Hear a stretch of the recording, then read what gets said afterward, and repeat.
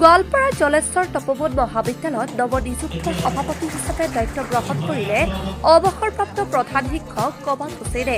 এই উপলক্ষে মহাবিদ্যালয় পৰিসৰত আজি আয়োজিত হয় চিনাকি পৰ্ব আৰু সম্বৰ্ধনা অনুষ্ঠান। নতুন সভাপতিগৰাকীক মহাবিদ্যালয়ৰ শিক্ষক শিক্ষয়িত্ৰী আৰু কৰ্মচাৰীসকলে ফুলাম গামোচা জাপি আৰু শৰাইৰে উষ্ম সম্বৰ্ধনা জনায়।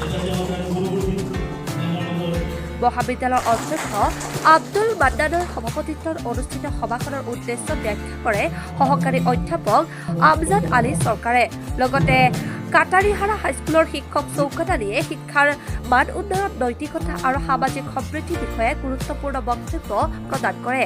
উক্ত সভাত অতিথি হিচাপে উপস্থিত থাকে গুৰিয়াধাপ জিলা পৰিষদৰ সদস্য মেহেৰ জামাল, বিজেপি সংখ্যালঘু যুৱ পৰিষদৰ সভাপতি, স্থানীয় গণ্যমান্য ব্যক্তিসকল আৰু ধুমেৰঘাট মণ্ডলৰ বিজেপিৰ কৰ্মকৰ্তাসকল। সভাৰ শেষত নতুন সভাপতি কমাল হুছেইনে সকলোৰে সৈতে মিলি মহাবিদ্যালয়ৰ একতা, উন্নতি আৰু শিক্ষাৰ গুণগত মান নিশ্চিত কৰাৰ একাগ্ৰতা হৈ কাম কৰাৰ প্ৰতিশ্ৰুতি ব্যক্ত কৰে। তেওঁ আগলৈও জলেশ্বৰ তপোবন মহাবিদ্যালয়ক আগবঢ়াই নিবলৈ সকলোৰে সহায় সহযোগিতা কামনা কৰে।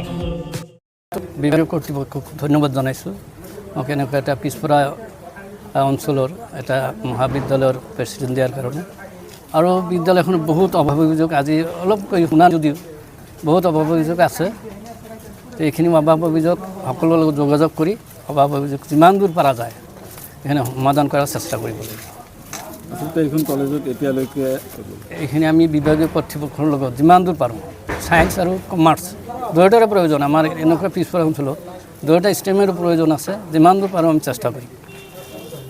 ডক্টৰ প্ৰকাশ কাশ্যপ তেখেতে কম মানে তেখেতেই প্লেনিং কৰিছে, বহুত কথা মোক কৈছে। গতিকে তেখেতৰ লগত আলোচনা কৰি গোটেইখিনি কাম কৰাৰ চেষ্টা কৰিম।